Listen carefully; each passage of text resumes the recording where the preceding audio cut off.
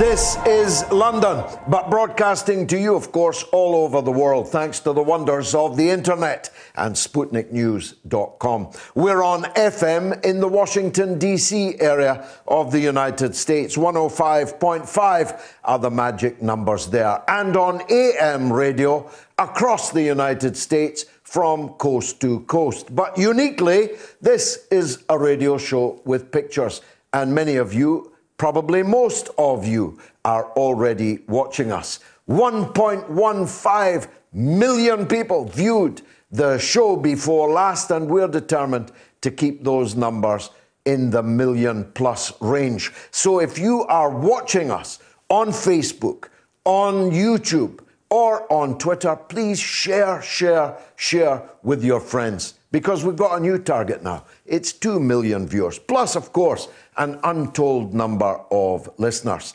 Where to find us? Well, on my own Facebook, George Galloway Official, on my own YouTube channel, George Galloway Official, and on my Twitter feed at George Galloway, but also on almost all of RT's portals, RT UK News, RT.com, RT America, everywhere you can find us on Facebook, on YouTube, and on Twitter. We'll be talking to the legendary Abby Martin in the United States in just a few minutes' time about the identity politics war that was triggered by Elizabeth Warren in the hope of scuttling, sinking Bernie Sanders and his flagship attempt to seize the Democratic Party's nomination for president to run against Donald Trump, assuming Donald Trump is still standing in November. And we'll be talking to Abby Martin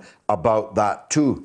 The allegation is that the mild-mannered and actually altogether woke individual, Bernie Sanders, who was a feminist when Elizabeth Warren was a Republican, supporting Ronald Reagan, that well-known supporter, champion, you could say, of women's politics. Well, at least he liked Margaret Thatcher. Now, Bernie has utterly rejected the charge that he deserves an ist, an ism, or an obia.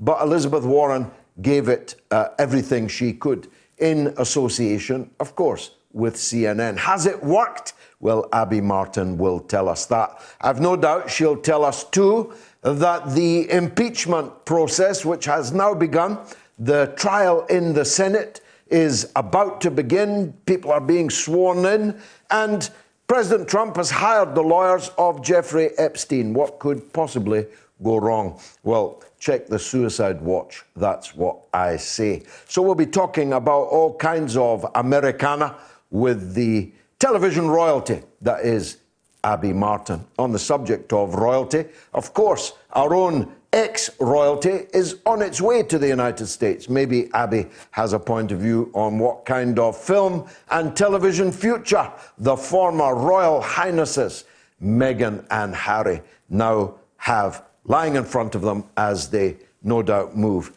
into Beverly Hills, although whether they can afford it now that they've been stripped of virtually every penny of public funds here in Britain, maybe she'll have a view on that too.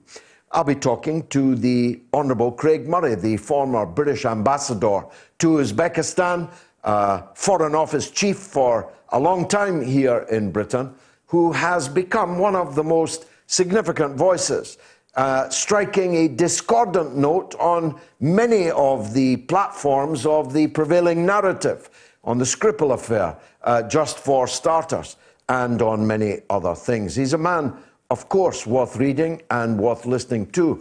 But I give you this health warning. I profoundly disagree with his latest prescription, which is this, that Scotland doesn't need another referendum, that the Scottish National Party has the power, authority, and moral legitimacy to simply declare Scotland to be an independent country. Again, I ask Craig, what could possibly go wrong? Craig, rather riskily, prayed in aid the process by which Yugoslavia broke apart. Well, let's hope Scotland doesn't end up like Yugoslavia. So he and I are on diametrically opposite stances on the issue of Scottish independence. So when he comes up, you better fasten your seatbelts. It might be a rocky ride on that subject. And we'll be talking to the French actor Guillaume Rivaud. Guillaume is not just an actor, but an activist.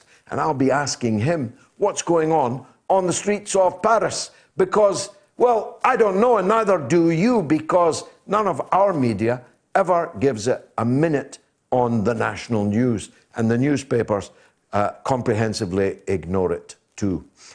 We'll be talking to him about his television and film career, which in just 5 years has taken him on to everything from Poldark to Doctor Who, and he's even played King Arthur, the first French actor ever to do so. Not once, not twice, but 3 different times. He's a very fascinating man, one of the most interesting men I've met in recent times. And of course, as we tick towards the witching hour of Britain leaving the European Union, everyone's fixated on whether Big Ben is going to bong or not. I actually don't give a toss whether Big Ben bongs or not, and I'm certainly not going to donate to the crowdfunding to buy a new hammer to hammer the bell to usher us into the future outside the European Union. But I am as committed to Brexit as I ever was. The Labour leadership contenders haven't quite gotten out of that famous river, denial. The leading contender, the Blairite Keir Starmer, appears still to be leaving open the possibility of Britain rejoining the European Union. Good luck with persuading those on and behind the red wall, as was, which turned out to be made of blancmange, that we should rejoin the European Union. And a poll this week showed that almost 2/3 of Labour members still believe that their party policy of promising a second referendum rather than accept the results of the first and implement them was a good idea. Now that, ladies and gentlemen, is denial. The donkey derby for the Labour leadership is still proceeding, albeit at snail's pace. Keir Starmer is still the horse in front. A tailor's dummy, I called him last night. I don't know if they call them that in the United States. I mean, he's statuesque. I mean, he's well turned out. The lights are on, but there's nobody home. And the Corbynite candidate, Rebecca Long-Bailey, is revealed in the Sunday Times today to have previously been employed in private finance initiative schemes in the NHS. Now, I'm fully aware that lawyers have to accept the cases that come their way. They don't necessarily have to believe in them, but it's a bit of a damaging blow. Not quite as damaging to the Corbynite cause as the further Sunday Times revelation today that the apostate, the backstabber-in-chief, Tom Watson, is about to become Lord Tom Watson. No other Prime Minister or leader of the opposition would ever have nominated Tom Watson for a seat on the House of Lords. Such was the level of his disgrace. So disgraceful, he might not even now get through the Honours Committee, which scrutinises the suitability of nominees for a seat in the House of Lords. But Jeremy Corbyn, no less, the man whose back Tom was stabbing, has given him a place in the House of Lords, and thus, of course, continued his political life, which might otherwise have been at something of an end. Now, Tom Watson, just when you thought it was safe to get back into the water, Tom Watson is back, and he's back as Lord Tom Watson. Now, the government today announced that they're thinking of moving the House of Lords outside of London to what they presumably consider to be the provinces. Now, I'm not sure that the provinces are up to providing the necessary support services for the House of Lords, hookers, drug dealers, and so on. I'm not sure that the provinces will quite be able to keep their lordships in the manner to which they have become accustomed. So I'll be asking you in a poll, where do you think we should move the House of Lords to? A, York, B, Birmingham, C, history. I vote C myself, but you may have other ideas. Tell me, you can vote on my Twitter feed. Now, there are all kinds of other issues abroad and at home here in London that we can discuss, and I'll be happy to take your calls. I want to make more space for calls this week than we traditionally do. So if you have a pen there, the number, if you're in the UK, is 02077 982 255. If you're in the United States, it's 001 757 744 4480. And you can tweet us, of course, at George Galloway, at RTUK News, or at GG MOATS. I discovered to my great pleasure that thousands of you now follow that Twitter account, GG MOATS, MOATS. I'm particularly interested in the issues of the Middle East.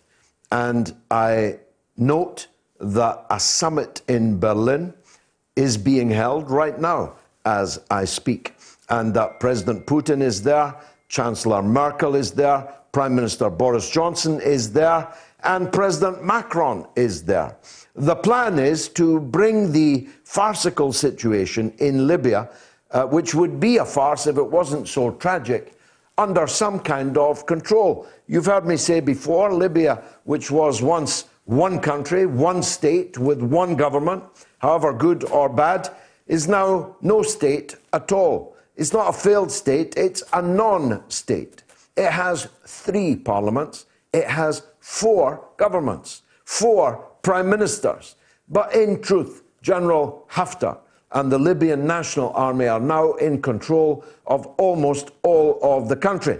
And the Western leaders are determined to stop the general from taking power because they think that he will be another Gaddafi. I'd like your point of view on that. My own point of view is that Libya needs one strong leader and government, just like it used to have. And so I hope this summit in Berlin is not going to, as it were, ossify the balkanization of Libya and halt what would in other circumstances have been a final decision by the Libyan people to have a single state, have a single leader, have a single government. The situation in Iraq remains extremely tense. It's extremely tense in Lebanon. The war in Syria is moving to an end, but significant numbers of people are still losing their lives and their blood and their property to the jihadist fanatics who remain holed up under Western protection in one small part of Libya. As the Russian leadership said today, the war against terrorism in Syria is over. It's not entirely over, but it's very largely over.